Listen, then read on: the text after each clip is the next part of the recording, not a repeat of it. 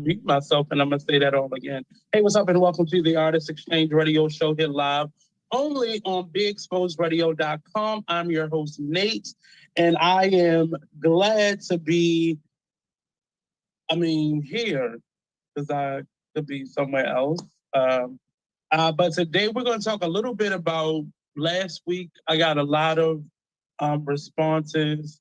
I don't know why these people watch the show, but then they don't comment live. But hey, doing your thing. But I'll say a lot of the comments that I got last week were eye-opening because these were a lot of people. It when you express something like that, it shows how people really see you. And I'm not just speaking in a negative way, but often people lean on certain people. Like certain people are their go-to people. So when those go-to people show any sign of weakness, then they're normally discarded or not relied on. They become unreliable to some people because how can I rely on my shoulder if my shoulder needs a shoulder? I'm sorry, it's a net in here. And it just let me see how certain people saw me. It also was eye-opening for me as well as other people to see that sometimes I lean on people too much. And we often lean on certain people without reciprocating, without seeing if that person needs their cup to be filled up or something to be poured into them because they've been given so much. And I've made myself that person in many different spaces. And I think mentally, I was kind of acting out on it in a way. And it really began to affect me because I felt I was living in two different spaces. Now, for the people who heard it and misunderstood it, I wasn't saying recently I felt like I wanted to kill myself. This was something that happened to me in my teens, but I have always gone through bouts of I wouldn't call it outright depression, but a lot of stress. Because I keep a lot in, I help a lot of people, and sometimes we don't really know how that will affect us and how that will necessarily come across. So sometimes we do a lot of that without understanding how detrimental it is to us. I'll say for me, it was really difficult disclosing a lot of that information because some of it I had never shared with people. Some of it I never talked about with people. I never disclosed because people treat you differently. It's one of the reasons why you'll find out someone has stage 4 cancer and they knew for years or they've known for a while and they didn't. People want to feel normal. People don't want to feel picked apart. People don't want to feel as if they are being ostracized for having feelings and emotions. And that's definitely where I found myself at a lot. And I wasn't necessarily ashamed. I just was raised in a way where uh, men have these feelings, women have these feelings. These people are allowed to do this, and these people aren't. And I kind of took that into my adulthood, and I didn't know how to necessarily undo those things without a bunch of hard stops. And I was forced to do a bunch of hard stops towards my 30s, like the end of my 20s, and definitely in my 30s a few times. And I'm kind of coming out of a hard stop mixed with being in a pandemic and trying to find your way as an entrepreneur and an artist and a man and a brother and so it forced me to have a lot of uncomfortable conversations with people that I wouldn't normally um, have or discuss or be a part of or any of those things. And it really showed me just how much people relied on me and how much others relied on me and did not care to help replenish me. So those things were hard discoveries. So today we're going to have a surprise guest, surprise, because in the last week I've been under tremendous stress in terms of building a business, taking a business that I've already had, taking that to another level, working with people who don't necessarily share my same temperament or my personality. A lot of things have been coming at me, and a lot of truths have been coming at me. I know that came out weird, but a lot of truth that has been shared between myself and other people and various conversations. Because I said, this is throughout this pandemic, I've been kind of quiet more so and just focused on creating different things in different spaces. But the last couple months, I've taken it upon myself to really share more and express more. Um, this Saturday as well, was it this Saturday? Last Saturday, I got to meet with, I have a circle of guys that I meet with once a month. And this particular one, two of the members weren't able to come, and it was myself and uh, Troy Burton. And we got to talk. And when I say we talked, I have not had a conversation like this in a very long time.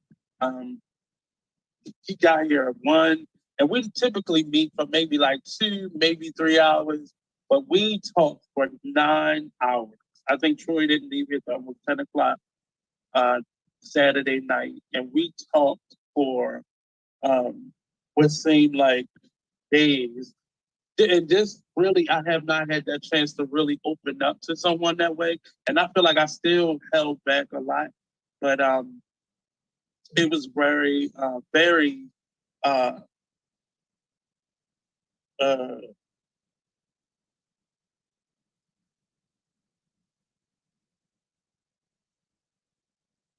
sorry. And it really just showed me just how people see me. If it's good, bad, or indifferent, everything in between. It really just was very eye opening to me. Um, and I've really, it was just really okay. I'll let you know. Um, and it was just very interesting. And I tend to keep a lot to myself. And because of the spaces and the connections that I've been making and putting myself in recently, it's been forcing me to be more transparent. If you don't know, I also do a morning show out of Atlanta on the We Are You morning. I'm on the We Are You morning show, but it's weareyouRadio.com. And that show is out of Atlanta, and I do that show Monday through Friday. That show is live in the morning. And it really has forced me, because we talk about topics, and forced me to share things about myself, whereas though this was a controlled atmosphere where I can decide what I want to talk about, and I don't always have the choice of what we're talking about, because we all bring stories and questions and commentary and topics. But little by little, I've been able to open up and be more me in this space that I've created. And it's kind of a safe space for me, because I have control over not listening to comments and not responding, and just speaking on what uh, I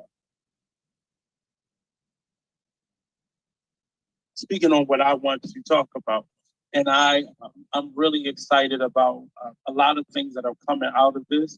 And I think the more I get to that full self space, the more opportunities I'm seeing to be a part of, and the more um, concrete relationships I start to develop because of that. Today, when she comes around, we're going to talk a little bit with Tabika. We're having a few events. I'm part of a few events that are happening. One, the second half of the show, we're going to be talking about an art show, a series art show that I have coming up called Art Tea, where we highlight various artists in the DMV area. Hopefully, beyond that, shortly we'll be able to expand beyond that. But this is the second one in this series that we've done. And this time I'm actually the featured artist. So today we're going to show you a number of the pieces from that art show, and talk more about what we'll be doing at that art show. This one is going to be a little bit different from the first one, and I think we're going to keep this theme up because we're partnering with an organization called Love for Moms, and we will be having a portion of that RT where we're actually sitting down and we're speaking with individuals from the community for various reasons. This one in particular, I think if you are in the Baltimore DMV area, there was a couple weeks ago, about 2 weeks ago, there was a all call because a young lady was saying that her son had ran away and she could not find him. And she was, as a single mom, on social media in tears, and I was able to connect with her and have a conversation with her. And I actually talked to her last night, actually, and I got to talk to her, and I invited her to the event, and she's going to be one of our guests, special guests for that day. And that RT is on the 24th of this month, Sunday, October the 24th, from 1 p.m. until 4 p.m. And a portion of that, we'll be having a conversation with her over, just the struggles of raising young Black men in cities like Baltimore, and just having that open dialogue with various people from the community about what that means and how we can support each other and how we have to kind of change that narrative of, I got to worry about me only. Like there are other people in this community, even if you're just focused on your nieces and nephews or your neighbor or your best friend or God, even if it's just that immediate for you, and you feel comfortable going beyond that, doing that is more help than what is necessary. And I think we are in a space where we have to understand what that means for our survival as Black people. I've never been any other race. I have other ethnicities in my family, but I've only ever been a Black man. So I can only speak clearly and candidly about issues that affect people that look like me. And even in that, I still need other people to support that because I'm not every Black person or every Black man for that matter. But we also want to talk about an event that I'm doing in conjunction with the Style Lounge Boutique, Tabika Chapman and Latasha Peaks from Love for Moms as well, with that as well. And we're doing a collaborative effort to bring more unity within our entrepreneur community of the city. Because of the pandemic, we've been bombarded and just there are new businesses everywhere, from event planning companies to boutiques to truckers and restaurants and bakers and chefs and cleaners and every business you can think of.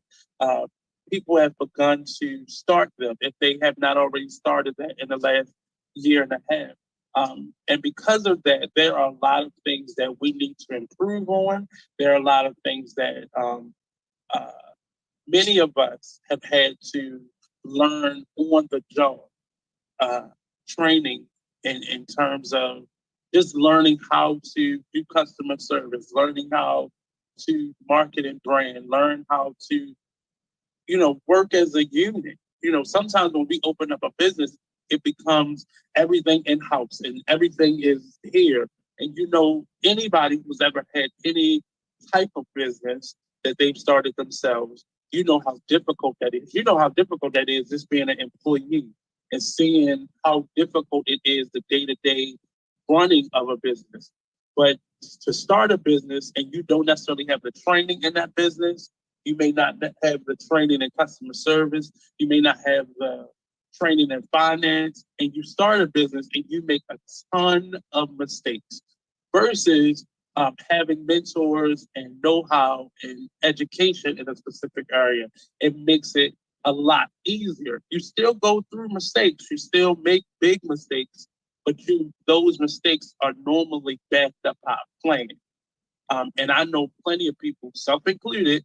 I didn't start any of my businesses, the two businesses that I've started, with a business plan. I just didn't. I learned to do that after the fact, but it made it much difficult. And that business plan is more so a strategy. It doesn't give you. It doesn't necessarily mean it's a manual for preventing mistakes from happening, but it normally helps you to stay focused when things come up. When mistakes do happen, when tough times happen, when roadblocks or obstacles happen, your business plan helps you to stay focused on what you want. So when Tabika joins us, we're going to talk a little bit about this network, this art social network group that we are starting, where we are supporting each other. The three of our businesses are supporting each other, and then we're now inviting people in to do the same thing, because even the three of us are learning, because we're three different people. And I am learning more to listen uh, uh, instead of always trying to be helped. And that's my weak spot. You know, I can't always be the helper. And as a leader, I have to learn how to lean on people better, and I have to learn how to trust people. But also, we we as community have to learn how to be trusted, and we have to learn how to be consistent. Because often trust happens because there was some breakdown before, and there was some mistrust that has happened. So you can't blame people for feeling a certain way about their business and not wanting much input. But I'm learning to just mend a lot of things that I've experienced, and that I am personally going through in this space of being an entrepreneur. If anybody knows me, they know I'm very much so connected to the arts. My studio space that's not so new anymore. I've been here for quite some time now, and I'm really excited about what is to come. You gonna get it to and just what's to come, and really going through the hurdles, like, you know, paying rent for two different places, you know, and being, and it's not anything that I did not know or did not understand, but the actual application of it is very difficult. Learning how to reach out to people. I'm used to doing everything myself. I'm not used to having a lot of support. And I am really excited about what that may mean in terms of what's to come. I think I've trusted people more this go around than I've ever done as an entrepreneur. And that is very scary to me, because I've had a lot of people to misuse my trust, and misuse my time, my energy, and my talents. And that was all self-inflicted.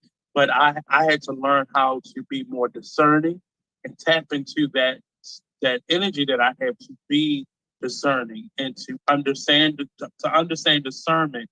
You have to be trusting. You have to be open. You have to be uh, you have to be open for people to come to you, so that you can see patterns in individuals. But today, for the first part of it, we're going to talk a little bit about the network event that we have coming up on November 9th.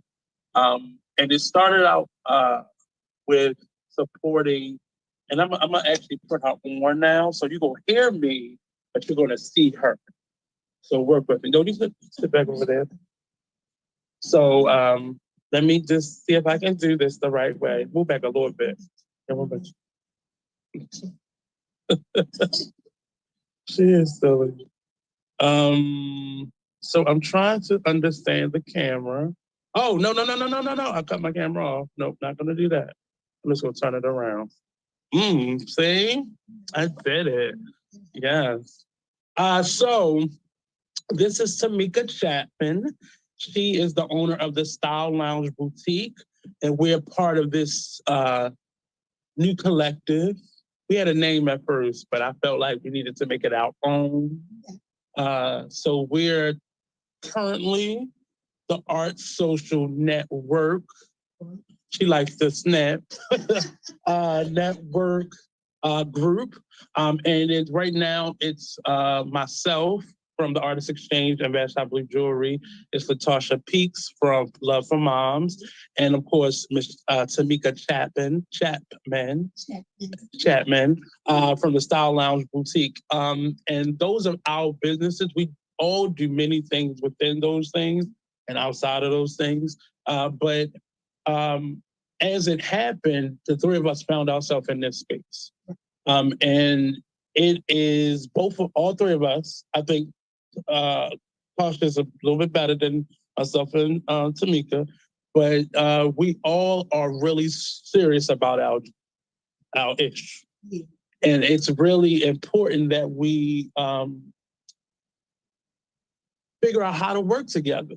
And we don't dislike each other in real life, but in cases when it does, well, I don't.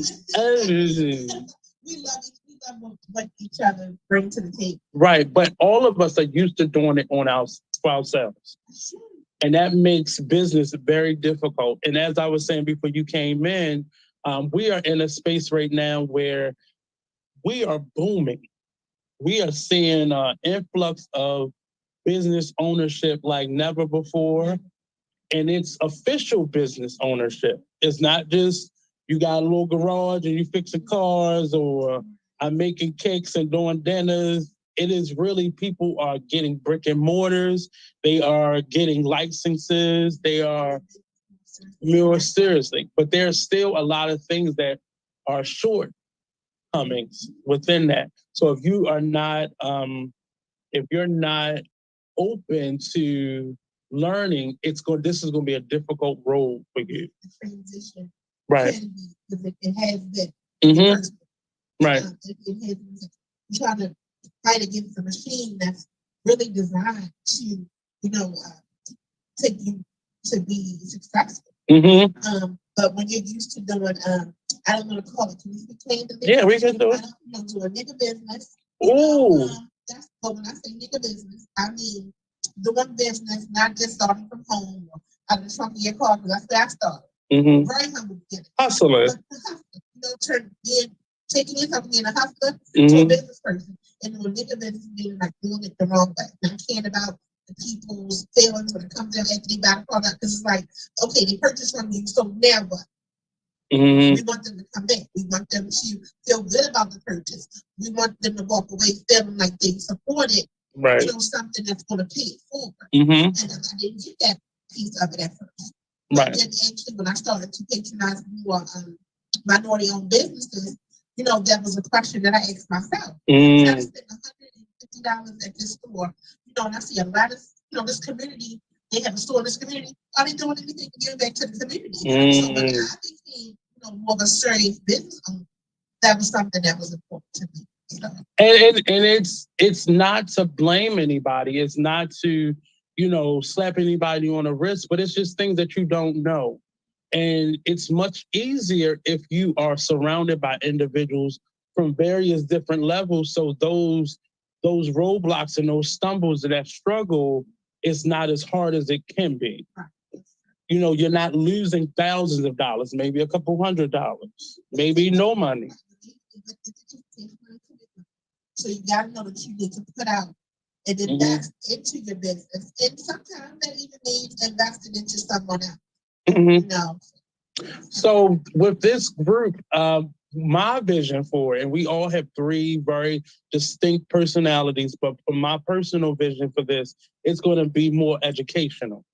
And but I'm a teacher by heart.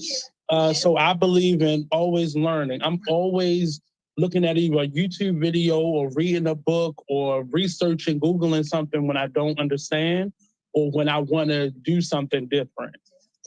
I'm doing the same thing. Mm-hmm. If I'm looking at shameful people, I'm sure anyways. I'm looking at like something that's a guilty pleasure, like Love and Hip Hop or something like that. So I'm like, you know, that's you're gonna watch that. You just go to the club, bring that mess. Come and get my Shark Tank with me, or you know what I'm saying. Let's watch this how-to video. You said you want to do this, and you know, I do it resisting a little bit, but you know, it's like, oh, okay, but you're right. So because we're used to just learning stuff on the job. That's true. We're used to somebody training us to do something or giving us something. And now is a time where we have to really learn. And I think that's been my strong suit, but now I have to take that beyond that and get out of the classroom and actually apply. That's my issue. Many people are, because I'm the artist that went to school to learn. I was born creative, but I also went to school and studied what I do. So many people don't have that. But even if I did that, there's still, I get stuck being a student often. So I have to get out of the classroom and actually do it. You know, and one of my dues was actually opening up my own studio and not just being in somebody else's space, but opening up my own space and really creating, because ultimately I want this to be mine and I want to be even out of this space so I can get to it. But I'm good at the vision part of it. Right. You know, when I first came in this office, how it looks is what you see. What you can't really say it now because it's blurred out.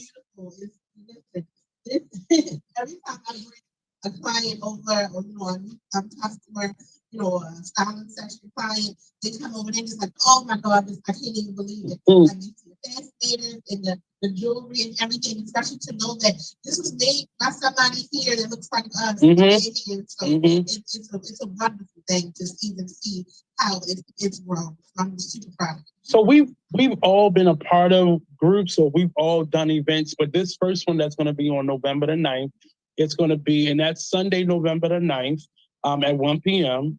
So you have time to do what you got to do in the morning and still do what you got to do in the evening. Come in the midday after church, or, you know, Bedside Baptist, whatever your choice is. And just come and network. So it's really a collaborative effort, meet new people, reach out to some new people, and everybody's invited. If you are new, establishing business, all the way to an established business, come on and just give what you know and share and receive as well. It's going to be a little bit of information given. The three of us going to probably do our own little spew in terms of what the vision of this group is and inviting people in.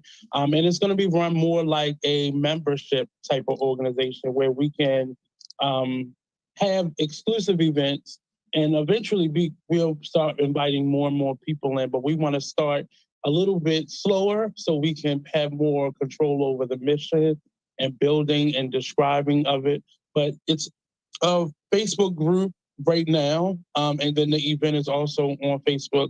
If you go to either our page, the Style Lounge Boutique or Backshot Blue Jewelry, you'll be able to find more information about it. And then I've been posting in we will be posting in the event page as well as the Facebook page information that we see fit to kind of share. So you see what direction. We're not just doing a happy hour. We may be one, but it's not just going to be about getting together, drinking and talking. We really want people to share. There is a couple ideas that I have that when we meet, we'll be able to flush them out and be able to showcase them on the 9th. This is something that we thought about doing a minute ago, but it was just supposed to be amongst us here in this office space.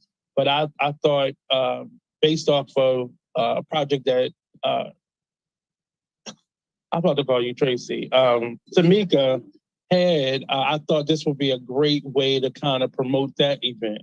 And that event is? This is my second year doing it. It is the Holiday Bazaar. It is a big holiday exhibiting event. Well, we have different exhibitors come out and they showcase their business, and they get to sell, network, and showcase everything that they have to offer. Doing it on the holidays because number one, it's a good time. At the holidays, people love to spend. You know, it's a good time to get out and meet new people and think about the gift ideas that you want to give to people that you care about. Even sometimes treat yourself.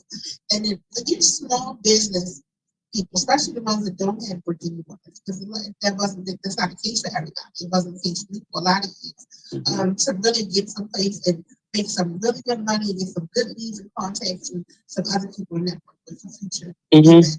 So, and you never know. When you're networking, sometimes it's not the dollar that you get back that really makes a difference. Sometimes the people that you actually are putting the room in that can change your life.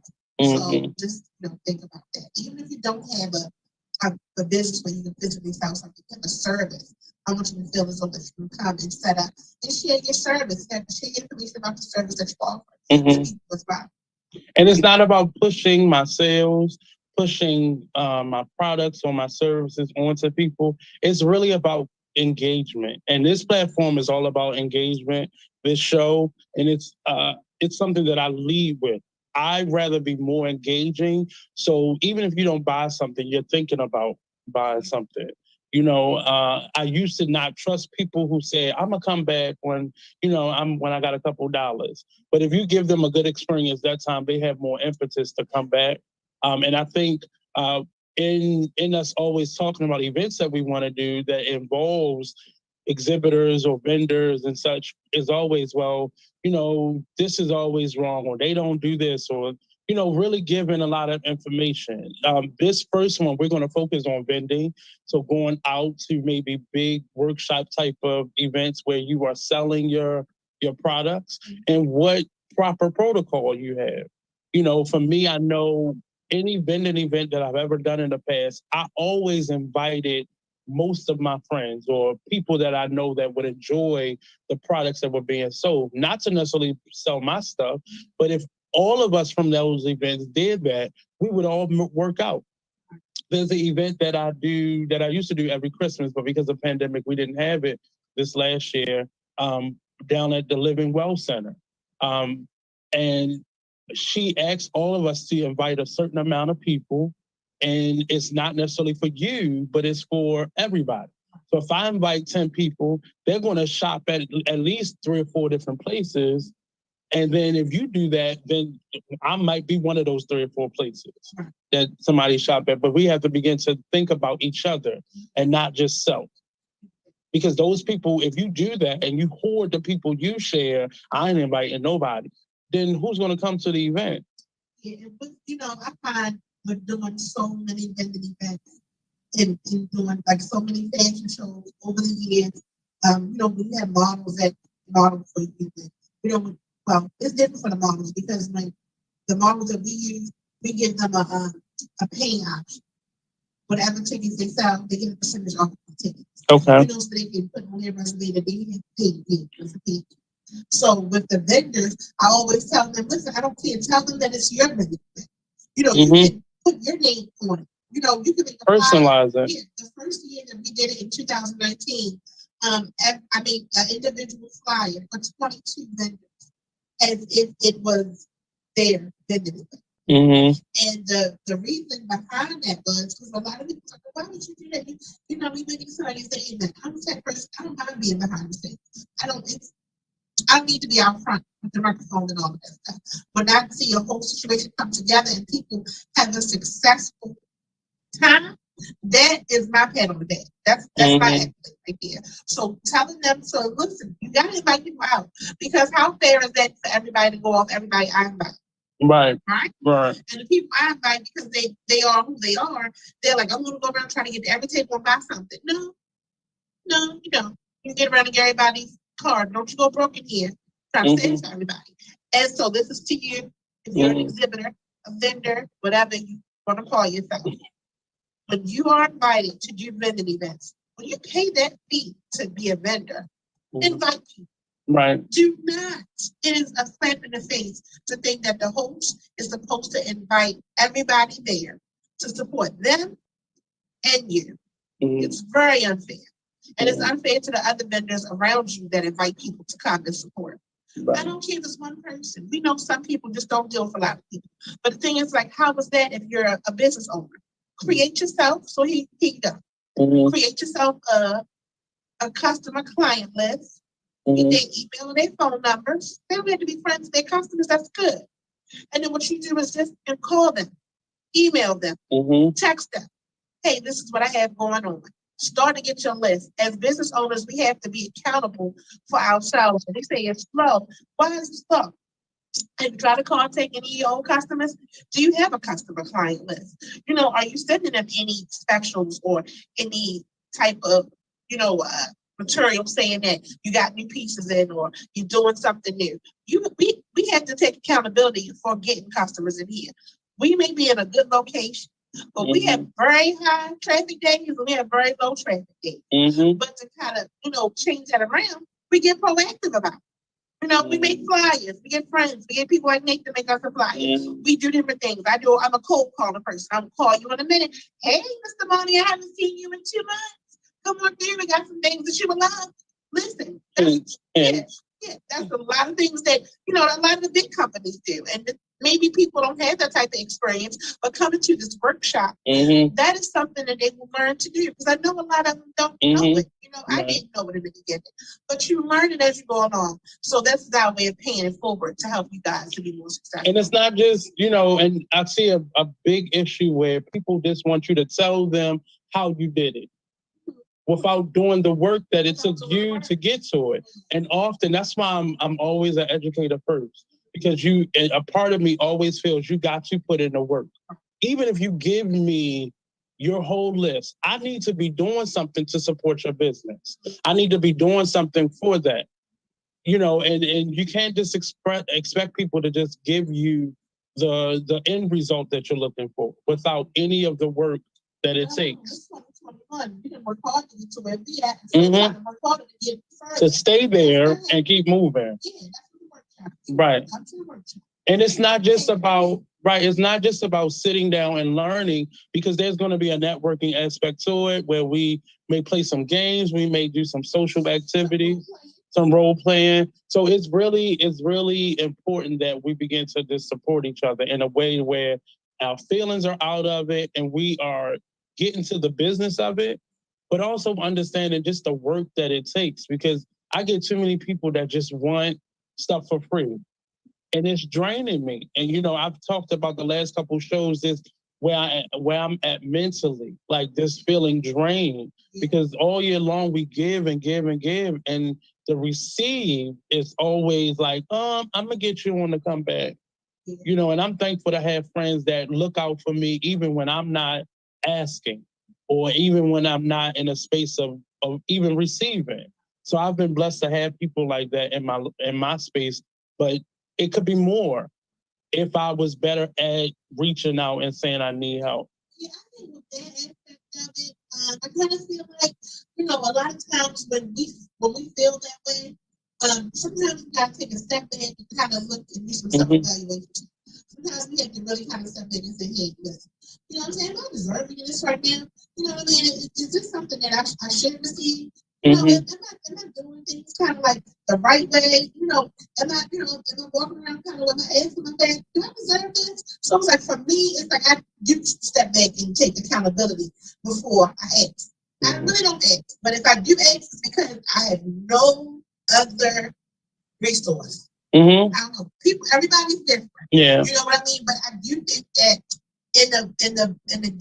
in the spirit of blessing and giving, when people want to give you something, they want to bless you with something, you should take it, because that can be blocked and get blessing. I used to be one of those people, somebody would try to give me something.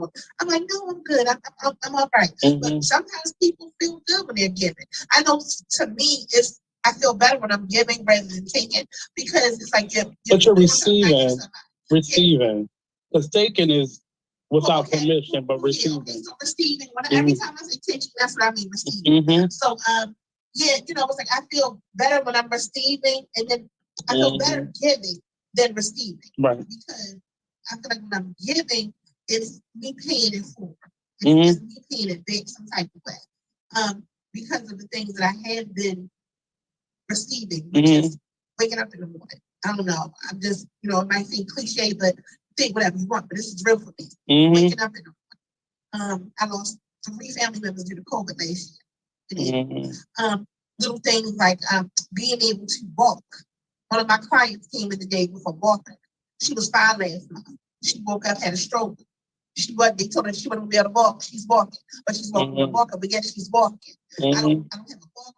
A lot of times in life, we really tend to, like, the little things we don't give it enough credit because those little things are actually the big things that can change our life in a big way.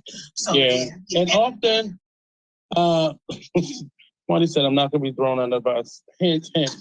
I mean, but he's going down to the casino getting pizza. So I'm just saying. Can you get a white pizza and bring it up here, please? Right.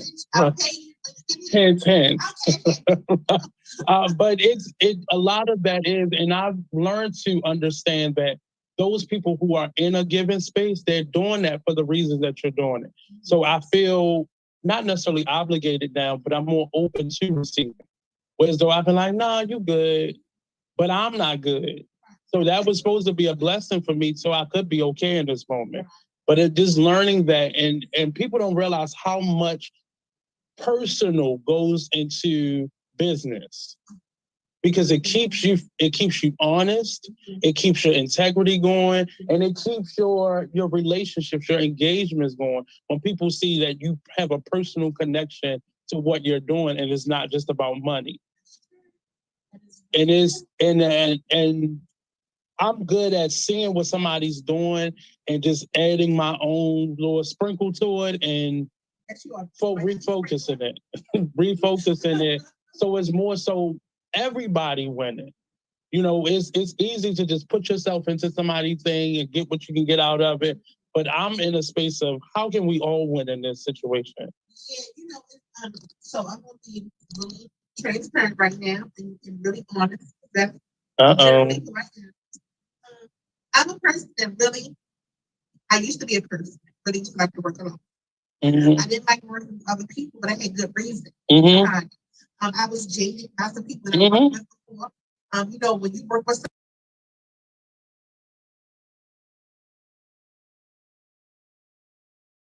you know, half of or ever percentage they're supposed to get of whatever is to be had.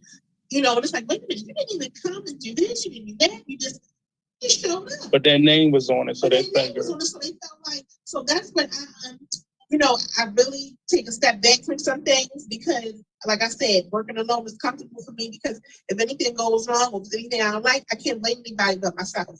However, me transitioning to a new person, you know, me transitioning to more of a business-minded person and taking the personal out of it. Mm-hmm. I'm starting to get better with that because I see you can get a lot, I can get a whole lot done. I can't by myself.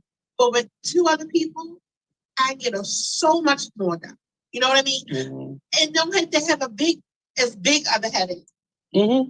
You know, it's just, you know, everybody doesn't have the same heart that you had, and everybody don't have the same intentions. But it's just, you have to find your people. Because sometimes it's not just a person. You have to find your people. Mm-hmm. And I'm talking about business people. You know what I mean? And when you find them, you know, just make sure that you guys have an open dialogue, great communication, even the ugly stuff, even the ugly things, because it's not going to always be pretty conversations. Right. But you always want to have those conversations so everything can just be crystal clear. Mm-hmm. And it's. I mean, that's a summation of what this group is going to be. But I just hope that people receive it for that intention and get out of it what they need to give out of it and put into it what they need to put into it. Too often people start things with these visions and people are just looking for the payoff. And people get burnt out. So they stop things or they cut stuff off. And I've done this a lot. I've done entrepreneurial groups or artist groups all throughout my adult life. And it got frustrating when you saw people taking, and not planting any more seeds, not watering or filling you up or pouring into you. And they're taking benefits away from it. And then they're just waiting for you to succeed so they can jump on that train, that little window of time that people have, and just, I'm going to jump on now. But the train has always been moving. Right, but it just has different conductors. Mm-hmm. I'm a conductor. Mm-hmm. And sniff it out, and when I see it, I'm an addresser. So I'm going to address it. Mm-hmm. Because the thing is, what will not happen with this group is people will come in just for self, just to take, you know, and not contribute. Posting a flyer and keeping it moving. That's always long term. You know, your time is more valuable than $1. Mm-hmm. Because I can give you $1 back, but I can't give you back $1. You know what I mean? So yeah, that definitely is not going to be the case. So that is going to happen November the 9th at 1 p.m. at 1734 Maryland Avenue. The event is on Facebook. Just look up Network, and that's NETWURK. We got to put a sound effect in it. But come on out. Bring your business cards. Bring your, some samples of your work. We're going to give everybody some table space to be able to display their work, but you have to join the group so we can contact you and get that done. Don't just bring it the day of, because you're going to be upset, because we're going to tell you next event, because it's about decency and order and just making sure we have space for everyone and just making sure, everything is accounted for. So go to the event page on Facebook and click I'm going and actually come. Make some time for it. We've given it to you far in advance, enough notice for you to be able to make the time for it. And nobody's so booked and busy that they can't make time to learn something and to network. Right. Yeah.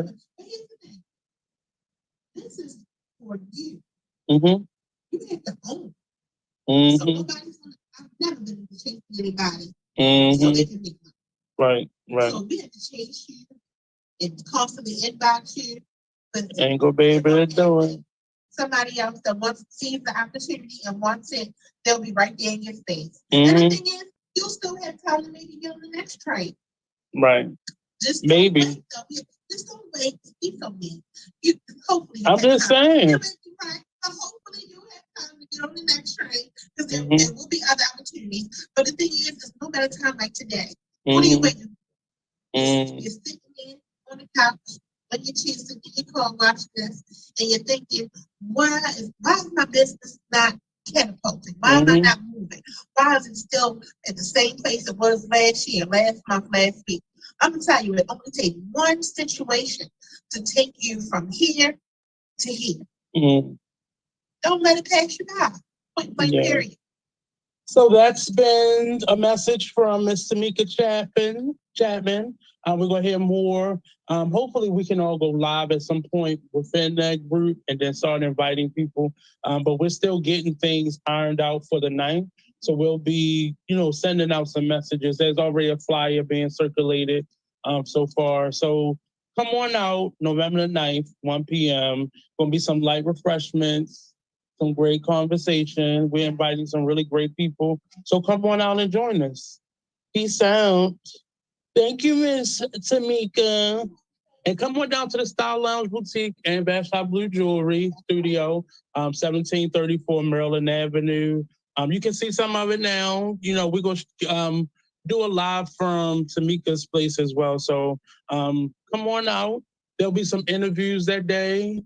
So I Am She podcast will be there doing some interviews for people. So so come on out and chill out with us. Peace out. Well, not peace out because I still got the rest of my show today. But thanks, Tamika. So yes, that's Miss Tabika Chapman. Y'all see my messy desk real quick. Let me try to turn that around for people that talk about me. But I work in here. All right, see ya. But again, come on out to the network event, the Art Social Networking Group. And come on, bring your information, let people know that you're here. The second half of this group, the second event that I'm doing is through Backside Blue Jewelry. Very few people know that. So I went to school to be a performance artist. Well, I actually went to college to be a couple different things, but I settled on being a visual artist as well. And I paint, but I've always painted for me. The last maybe like 10 years, I've done a few different art shows. The last one being at Excess. Actually, did 2 back-to-back shows at Excess. And I've done quite a few other art shows throughout the city. And Excess is a restaurant here. They do it's a 2-month cycle exhibition for artists, and they showcase your work. And then I've had events there where you can go have dinner out with people and, your art show. Your art is up, and it's really exciting to see your work in a space. But I have never created an art platform for myself to be able to do it outside of me selling my work now in my studio and then on my website or at vendor events. But my visual art is something that I only lend to my jewelry.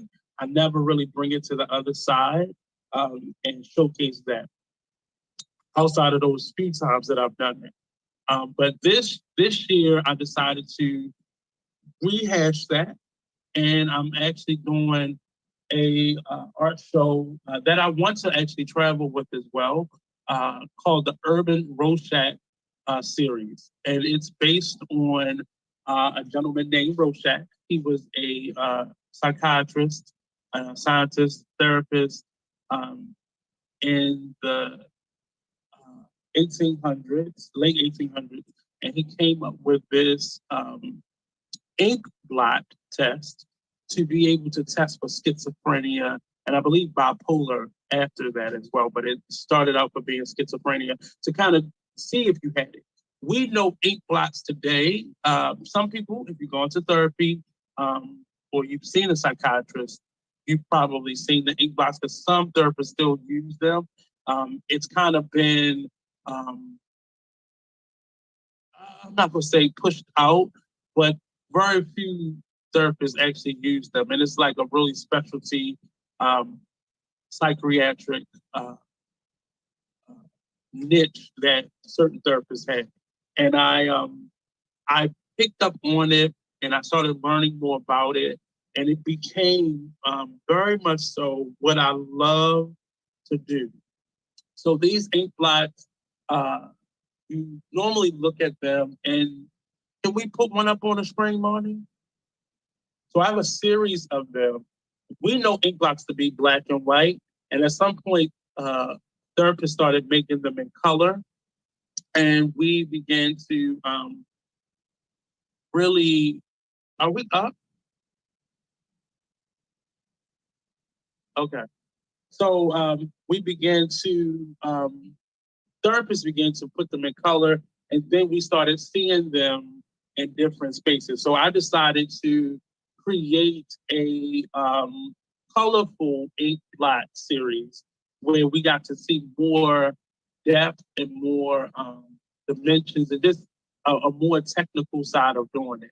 So Monty is playing a slideshow of them. And what the purpose of the ink blot today, as it was created, was to kind of get what's on your psyche. When you look at an ink blot, you typically see images in it. And currently, I kind of use it as a mindfulness tool in my classrooms to help children kind of calm down and get back to center with their behavior.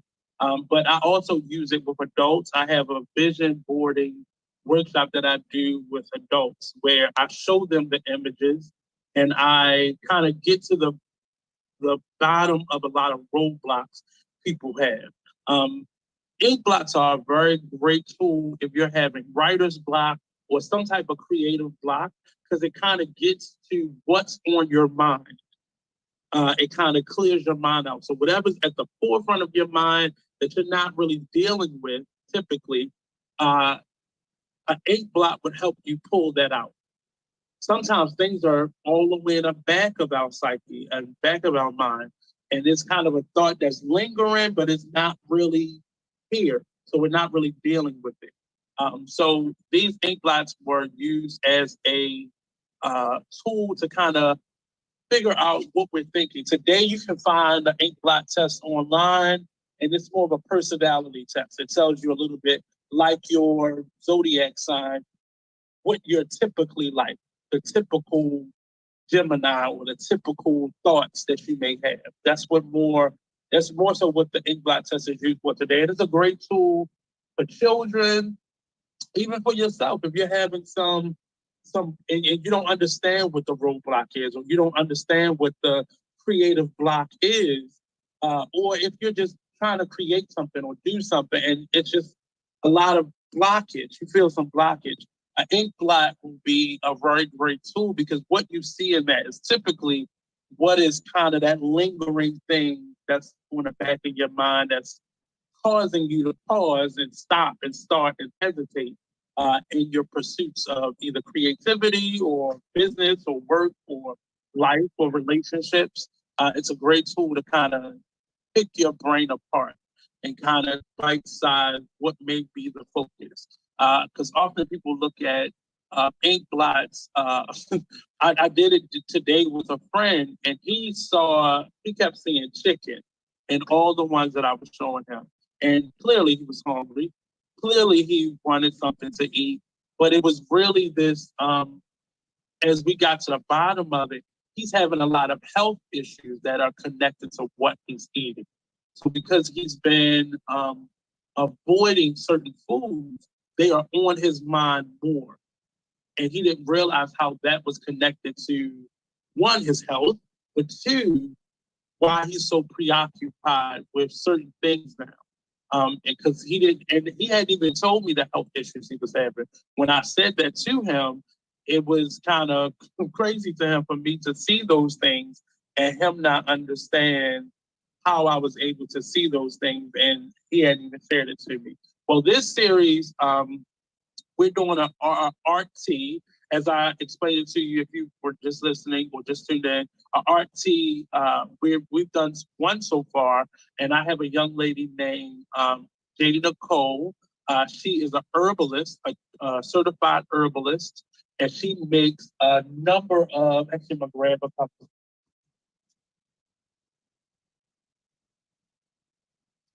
She makes a number of loose teas that we sell here.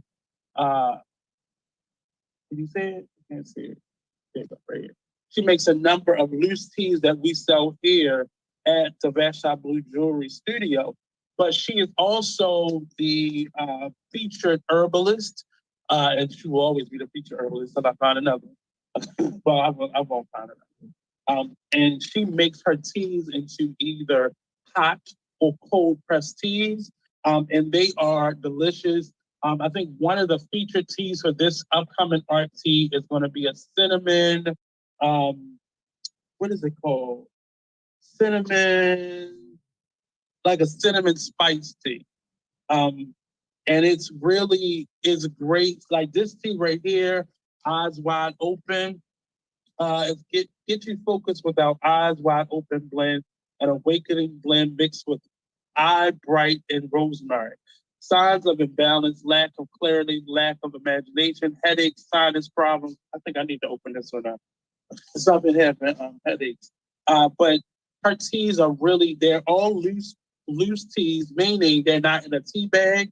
You normally get we sell a strainer that goes off. This is different from the one we have. The one we have is just the bowl by itself. So it's this loose tea, and you open it up. Sorry, I got something over there. Ready? But you open it up, and you put your tea inside of it, and you just put this inside of your water, your hot water. You can also make them into cold tea. So we'll have a cold tea and a warm tea at the event. So you'll see what you can do with these packages. And a package like this will last you up to 2 weeks because you saw the bowl size. You just fill it up halfway. So she is the tea side of the art tea. And then we always have a featured artist that we showcase their work in a gallery style as well. The first one that we had last month, we had Miss Kim Jacks, which is Jay Nicole's mom, and she was a artist that discovered actually the applied art during the pandemic, and she started making paintings. And we actually have a few of her paintings here. She actually showcased the first one, but I don't know how much y'all can see of this, but I'll show you this as well. So this is one of her paintings. She's an abstract artist, and she designed this. So she designed this painting. So we'll have some of them up in the actual jewelry studio space, but we'll also have a separate gallery where we'll be showcasing a number of my pieces for this one. So this one will be the 24th of this month, Sunday, October the 24th.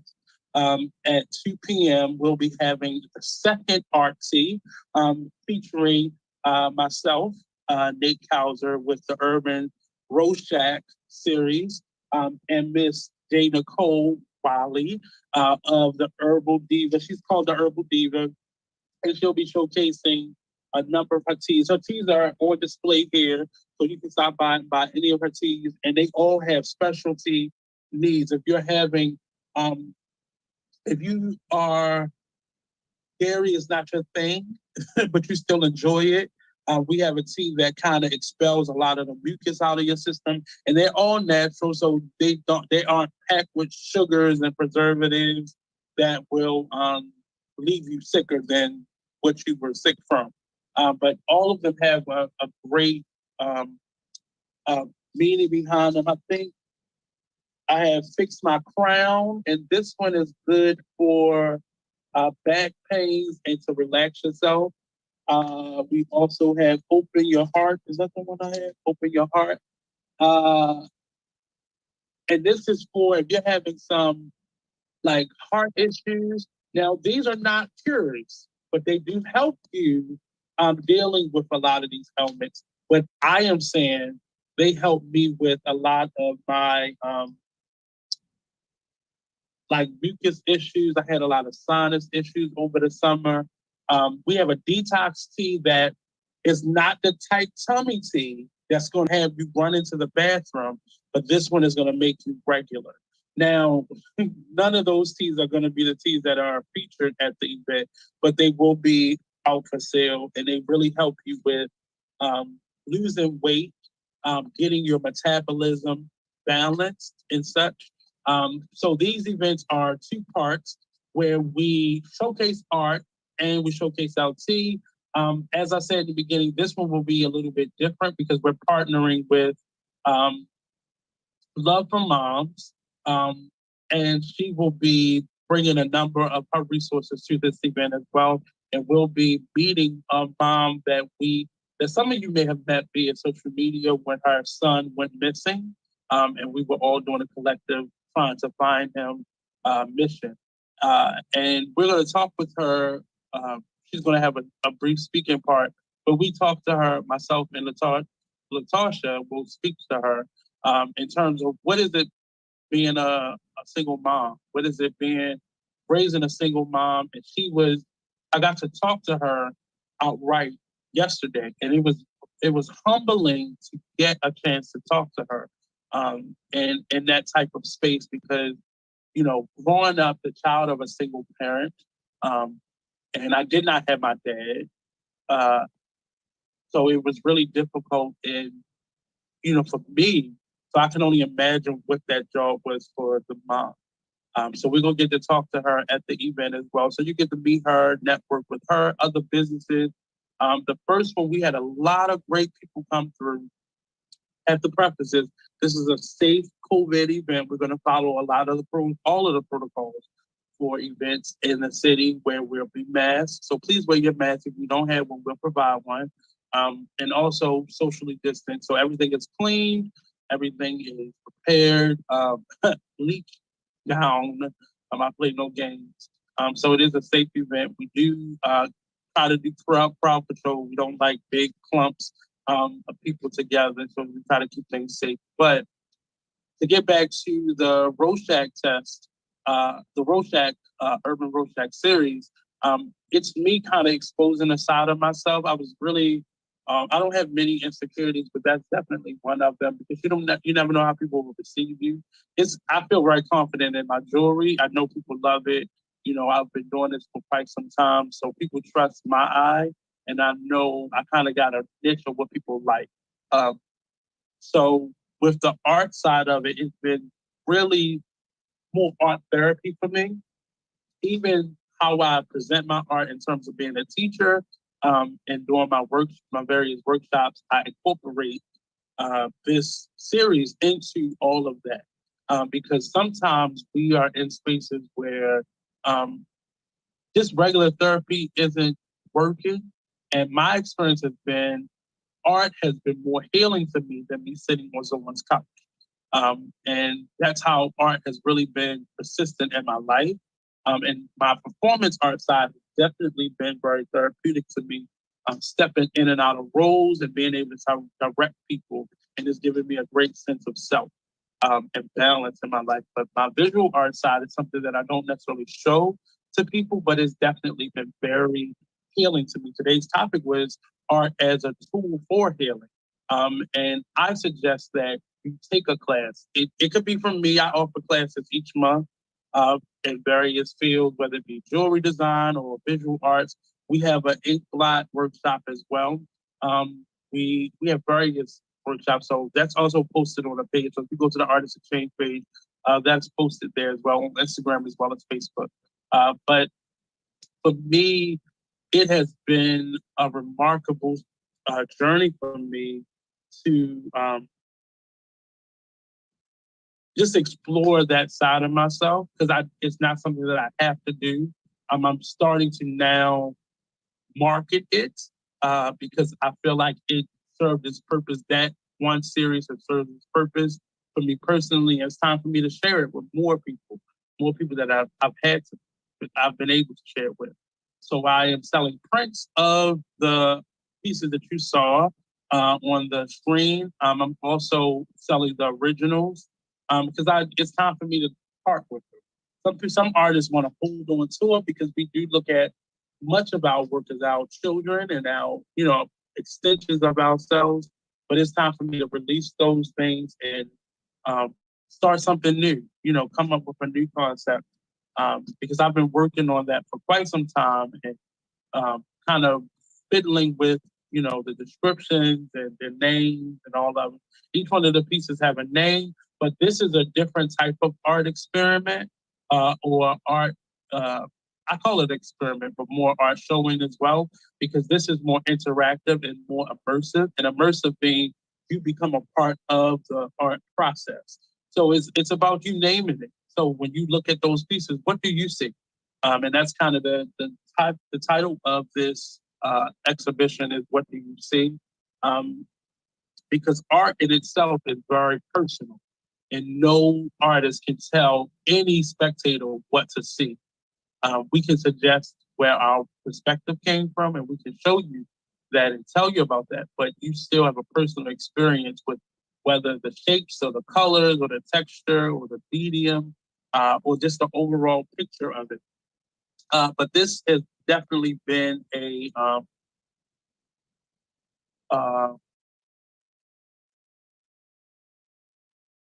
it's been very therapeutic, to say the least.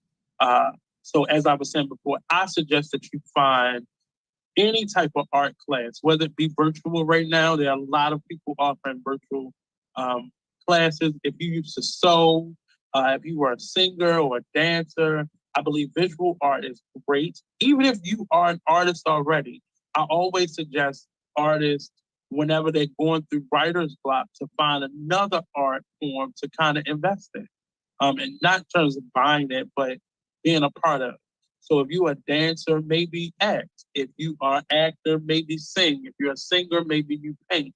If you're a painter, maybe you sculpt. If you sculpt, maybe you'll design jewelry. You never know until you are in it, whether you like it or not. But I think it helps us to kind of distress ourselves. Because if I'm only learning lines, that gets very mundane at some point, and I want to do something else.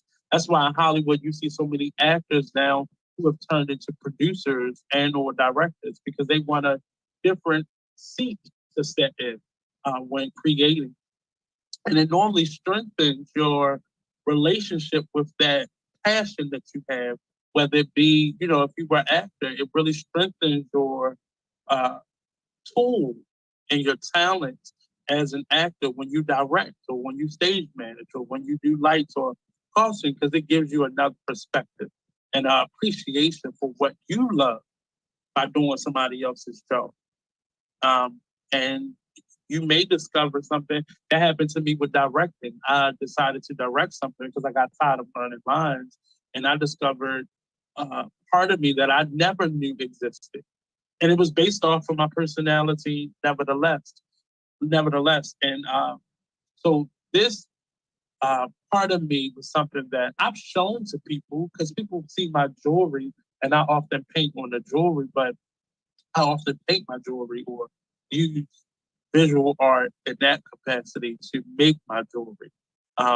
But I don't often show it, and I've been very limited and very specific about where I'm showing it because I want it to be received in a certain way, and I really want to baby step into it. And I really this is the first time I used my real name. I used alternative name to go along with it because I didn't think people would accept me as an artist. And I've learned if they don't, they're not the ones who who deserve it. But I'm really excited about showcasing this time, and that event is on the 24th of October at 2 p.m. here at 1734 Maryland Avenue. You can also find the event on Facebook. Um, it's a free event. There's no tickets involved. Just come out. We'll have refreshments. We're definitely going to have plenty of tea. And when I say this tea is delicious, and this time, unlike the first time, the tea that we're featuring will actually be featured in terms of it will be packaged to be able to sell. Because she has been making her own blends and she began to blend her teas and use a special blend to make her cool tea. But this time she's going to package the featured tea, so you'll be able to make that at home. So they have all the ingredients already inside of it, and all you have to do is steep it. And that's, pour some water, put it in your strainer, and be able to make your own tea. And I've never been like a coffee drinker, and because I'm having to now get sugar out of my system, I'm now drinking more tea. And these teas, you don't need sugar. They are very flavorful. If anything, I'll put lemon in it, and it kind of enhances certain ones of them. The ones that I use that are like these that are more therapeutic for you, um, you don't need anything but and they come with instructions and ingredients on the back, so you're able to see, what that one is done. Yeah, so this one, so you see the ingredients, you see the instructions and such. And I've been using. I actually am I don't just sell it. I also use it, but I use the detox tea, and it will make you regular. I suggest if you buy that one, and we're actually sold out of that. But if you buy that one, you will. I suggest you take it on a day when you're not going anywhere because you're going to see a difference in your movements. But it's not going to be. It doesn't have sugar in it, so it's not. You run into the bathroom, but it does when you do go to the restroom. You do it, and she teaches you a lot of great things. She has a website, theherbaldiva.com. And you go to that website and you learn a little bit about each one of the things and everything that she doesn't have on there that you may have questions about.